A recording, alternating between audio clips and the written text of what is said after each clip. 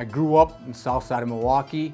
My dad is very artistic. My dad was a blacksmith, welder, metal fabricator. He actually had me welding when I was probably about 9 years old. I went to Milwaukee Trade and Technical High School. After I graduated there, I went to METC because it was also something that my dad wanted me to do, to start welding.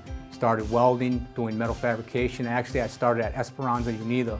My time at METC was very valuable because it allowed me to go into like different environments and get different jobs, different experience as far as things that we were building, learning how to do different things and manipulate metal and finish metal using different tools, grinders, torches, plasma cutters, different types of welding, whether it be wire welding, stick welding, TIG welding, all things that I took at METC and also learned through my father and Esperanza.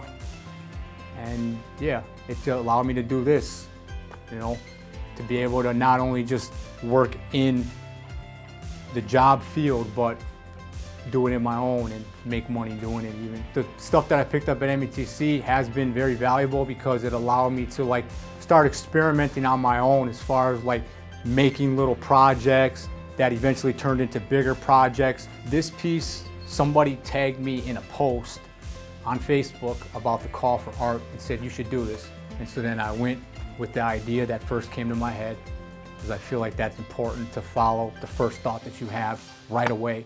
What I'm hoping happens with this is that this is like a statement piece for METC where people see this, whoever is coming into the school or who is graduating the school, and they're like, you know what? We got that sculpture on downtown campus for METC. Let's go take a picture by it.